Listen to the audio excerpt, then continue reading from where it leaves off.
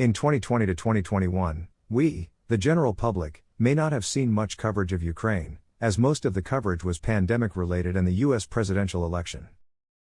In January 2021, the Biden administration came to power in the United States, a country in turmoil. Please raise your right hand and repeat after me. I, Joseph Robinette Biden Jr., do solemnly swear. I, Joseph Robinette Biden Jr., do solemnly swear. Whether it was good or bad for Zelensky, in February Zelensky received assurances of support from Biden. In March, Ukraine announced the Crimea Platform, an international framework for reclaiming Crimea and the Donbass. This call to the world is ostensibly for a peaceful settlement. However, given the difficulty of seeking the return of Crimea and an end to the Donbass conflict through diplomatic negotiations that ignore the Minsk agreements, they clearly intend to retake the country by force and are seeking the support and cooperation of international public opinion. This woman is Amina Chaparova, Ukraine's first Deputy Minister of Foreign Affairs. She is a strong proponent of the Crimean Platform. The first meeting is also announced for August 23 in Kiev. She has been active in leftist media outlets such as CNN in the US during the current conflict. At the time, this is how it was reported in Japan. This is an article from Sankei, but it shows that this kind of Japanese media tone toward Russia has been around for some time, and not just in the current conflict. However, in this kind of criticism of Russia, neither the media, politicians, nor the press discuss the Maidan Revolution that took place only 3 weeks before the annexation of Crimea. That is because it is an inconvenient fact. Arguments such as these articles make it appear as if Russia is invading and militarily occupying the Crimean Peninsula. Zelensky's argument also tries to give that impression. So why has the United States, NATO members, and the UN Security Council not responded so far with more than economic sanctions? The answer is not because Russia is a nuclear power. Zelensky does not understand that. Also during this period, Zelensky released Tornado Battalion soldiers who had been imprisoned for war crimes in the past. The soldiers were found guilty of confinement, assault, rape, and other barbaric acts against civilian women and children in the Donbass during the Poroshenko regime. The fact that they had videotaped their own acts was sufficient evidence, and both Poroshenko and the Ukrainian courts were forced to admit that they had committed these acts. Ukrainian media at the time of 2017 reported on the trial in detail. And these soldiers are, of course, soldiers in the current conflict.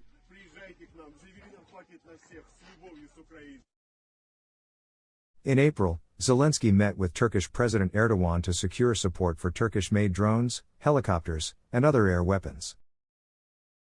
I am sure you are well aware that this Turkish drone has been a major warfare tool. And it is also true that this drone has quickly increased tensions between Russia and Ukraine. Russia, alarmed by these developments in Ukraine, deploys troops near the border. The cost of preventing Russia's further escalation will always be lower than the cost of stopping it and mitigating its consequences. And I hope our friends and partners understand that. It is way more effective to clearly make Moscow understand that a new stage of aggression will have dire consequences for Russia. International isolation and painful economic sanctions. Zelensky has been actively meeting with heads of state and requesting their support for the Crimea Platform. Meanwhile, Biden has also been provocative early in his presidency, bombing Syria, saying that Russia was involved in the U.S. presidential election, and calling President Putin a killer. You think he's a killer? Mm-hmm. I do. So what price must he pay? The price he's going to pay, well, you'll see shortly. И что бы я ему ответил? Я бы сказал ему: будьте здоровы. Я желаю ему здоровья. Говорю это без иронии, без шуток. Но когда мы оцениваем других людей, или когда оцениваем даже другие государства, другие народы, мы всегда как бы смотримся как будто в зеркало. Мы всегда там видим себя. Потому что всегда перекладываем на другого человека то, чем мы сами дышим, чем мы являемся по сути. И вот, вы знаете, я вспоминаю, в детстве мы во дворе, когда спорили друг с другом, мы говорили так: Кто как обзывается, тот так и называется. И это не случайно, это не просто детская поговорочка и шутка. Вот, смысл очень глубокий в этом, психологический. Мы всегда в другом человеке видим свои собственные качества и думаем, что он такой же, как и мы. И из этого исходя оцениваем его действия и даем оценку вообще. Putin's a killer. A lot of killers. We got a lot of killers. Why you think our country's so innocent? On June 8, the White House announced support for Ukraine's security from Assistant to the President Jake Sullivan following the Biden-Zelensky teleconference. They were able to talk about basically every significant aspect of the relationship, including with respect to the U.S.'s support for Ukraine's security. But in terms of the specifics of what they discussed, I'm going to let the two of them speak for themselves. The timing is thought to be in anticipation of the U.S.-Russia bilateral summit between Biden and Putin to be held in Geneva on June 16. While the world has been focused on the issue of U.S. troop withdrawal from Afghanistan since July, preparations in Ukraine have been quietly underway. Вдячні, що наодинці наша незалежна країна, Україна, ніколи не зможе повернути Крим. Нам потрібна дієва підтримка на міжнародному рівні і підтримка на новому рівні питання деокупації українського півострова. On August 23, 2021, representatives from 44 participating countries gathered in Kiev for the Crimea platform. Representatives from the European Union and NATO joined the meeting. And now it gives me a particular pleasure to give the floor to NATO Acting Secretary General, Mr. Mircea Joane. Thank you for the promotion, Minister Kuleba. Dear President Zelensky, congratulations for you and your team for this remarkable event. This is a real pleasure to be part of this exercise. And let me start by congratulating you on the 30th anniversary of your country's independence. You have described Ukraine, Mr. President, as a nation, and I quote, at the same time, centuries old and young. For someone coming from a young democracy myself, I know the importance of this centuries-old struggle for freedom and independence. The Ukrainian people have chosen the path of freedom, democracy, and Euro-Atlantic integration. And as the Secretary General of NATO, Jens Stoltenberg, said, Mr. Speaker, in front of the Verkhovna Rada in his speech, NATO stands firmly by your side. NATO strongly condemns and will not recognize Russia's illegal and illegitimate annexation of Crimea. Crimea is the territory of Ukraine, and we call on Russia to return control of the peninsula to Ukraine. The security situation in Crimea, eastern Ukraine, the Black and Azov Seas affects us all. Russia's actions have brought untold suffering and loss to the Ukrainian people. And they undermine international law and threaten the rules-based international order. The subject of Crimea is not only a matter to Crimea itself. It's a matter for all of us in the free democratic world. At our summit in June, NATO leaders confirmed their unwavering support for Ukraine's sovereignty and territorial integrity. We condemned Russia's military buildup and destabilizing activities and called on them to stop the human rights abuses and violations against all Ukrainians, including the Crimean Tatars, and I salute the leaders of this important community. And to end restrictions on freedom of navigation in the Black Sea, including access to the Sea of Azov and Ukrainian ports. We reiterated the decision of the Bucharest summit that Ukraine and Georgia will become members of NATO. And we condemned and we commended Ukraine's commitment to a peaceful resolution of the conflict in eastern Ukraine.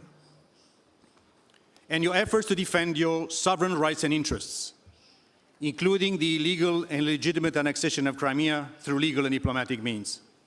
And this Crimean platform is an important example of this. there are many references to the Black Sea security. And this region is of paramount importance to NATO. 3 NATO allies are little states with their own forces in the region: Turkey, Bulgaria, and Romania.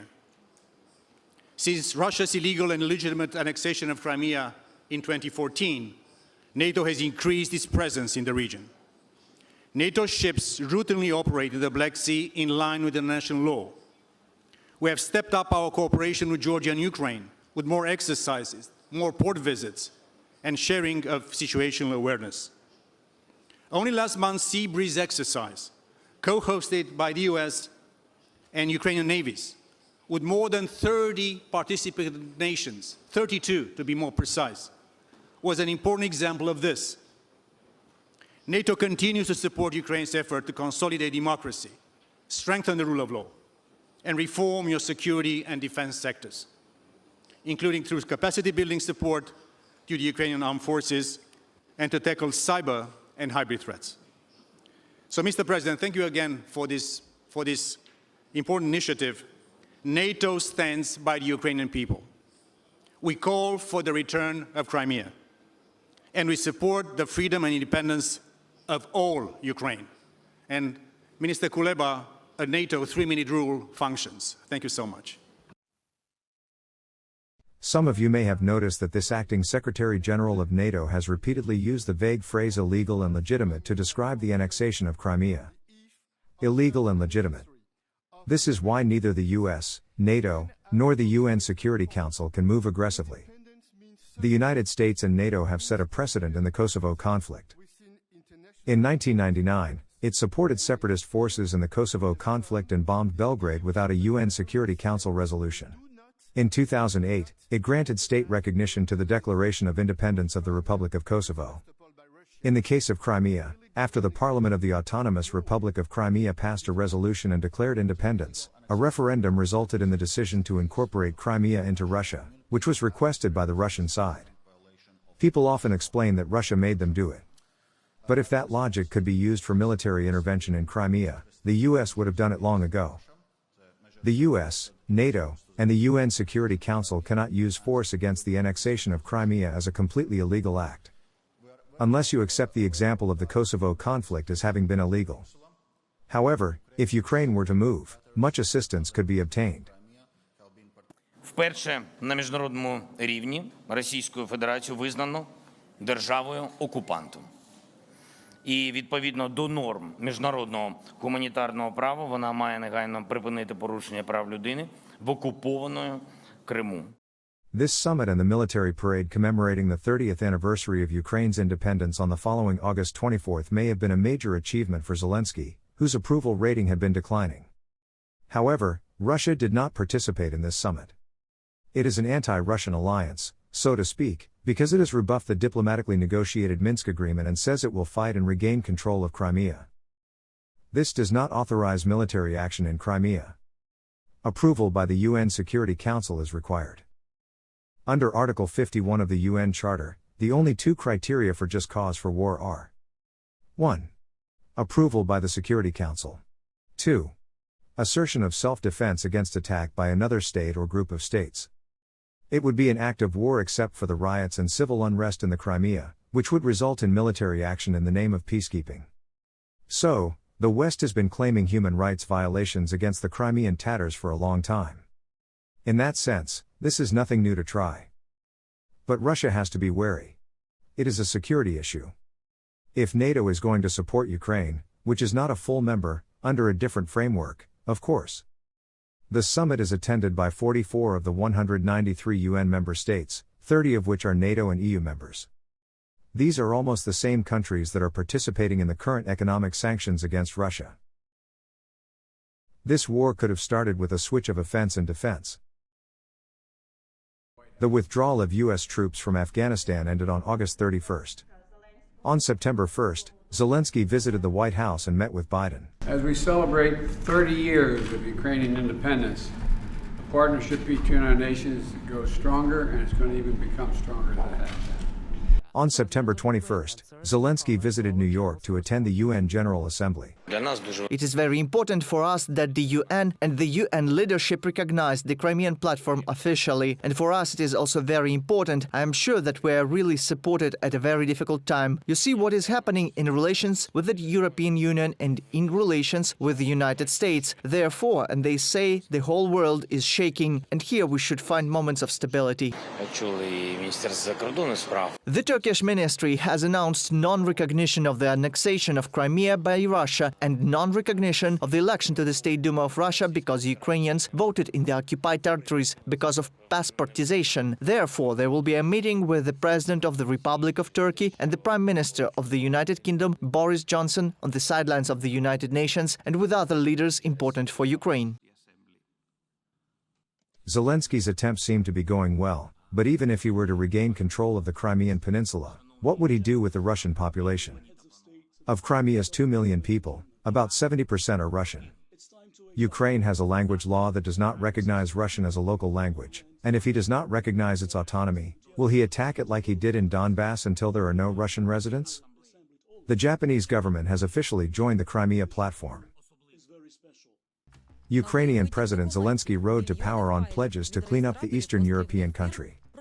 But the Pandora Papers reveal he and his close circle were the beneficiaries of a network of offshore companies, including some that own expensive London property. I will not discuss this in detail here, but I will provide a link to the article and research video in the description section for those interested. On October 27, Zelensky's new attempt fired its first shot into the Donbass. This was the first attack by a Turkish drone. В данном случае, к сожалению, подтверждаются наши опасения о том, что поставки подобных видов вооружений украинским военным могут потенциально привести к дестабилизации. Ukraine used the drones to strike a position in eastern Ukraine, controlled by Russian-backed separatists, but said that the drone had not crossed the line of contact between the two warring sides. The introduction of the drone is a potential game changer in the years-long conflict. Meanwhile, the sale will put a strain on relations between Turkey and Russia, since the Kremlin backs the Ukraine separatists.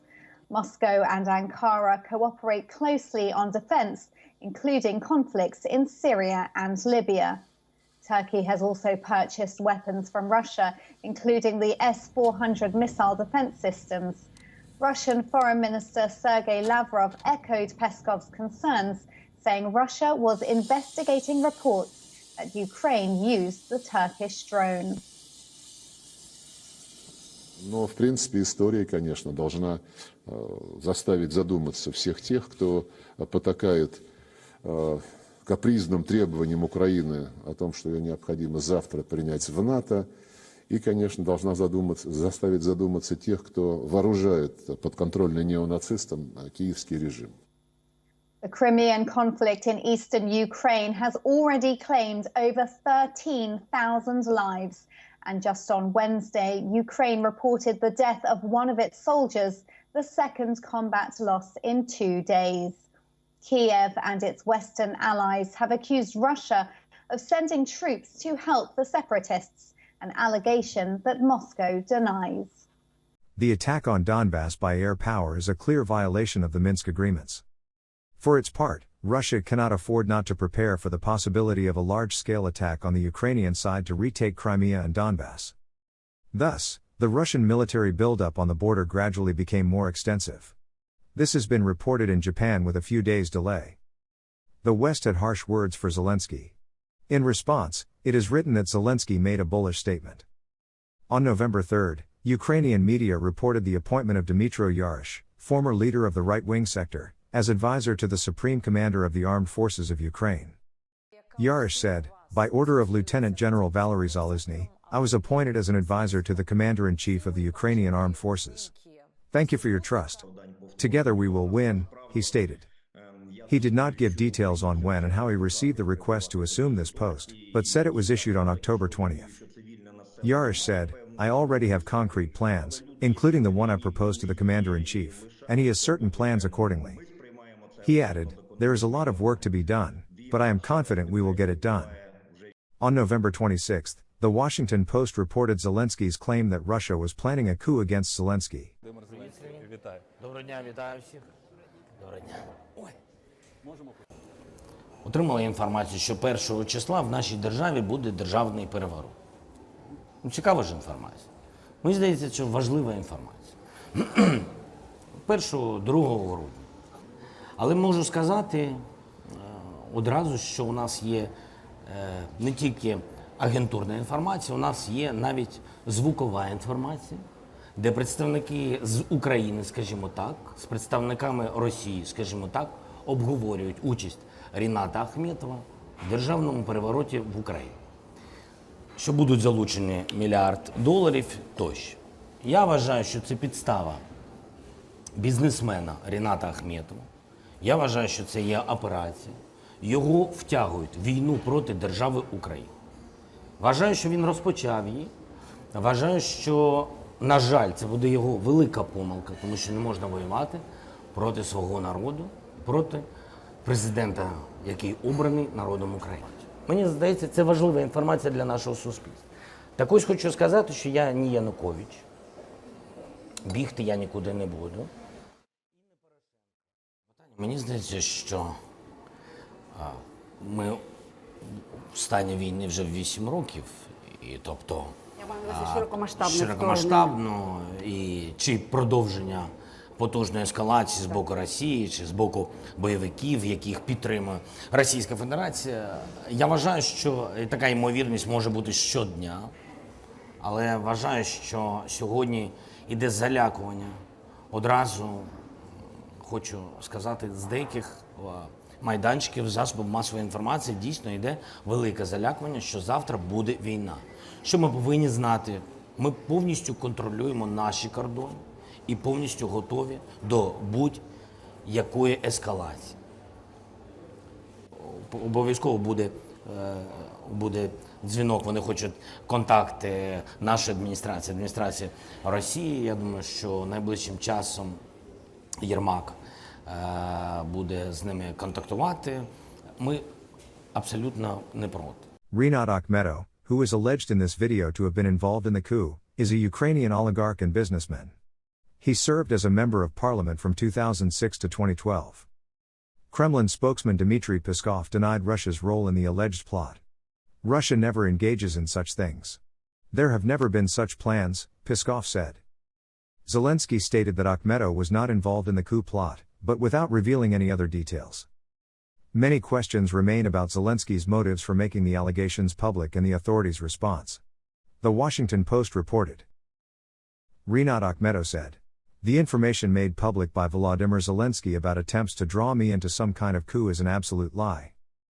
I am outraged by the spread of this lie. No matter what the president's motives are. As a Ukrainian citizen, the country's biggest investor, taxpayer, and employer, I will continue to defend a free Ukraine, a free economy, democracy, and freedom of speech. I will do everything I can to prevent authoritarianism and censorship in Ukraine."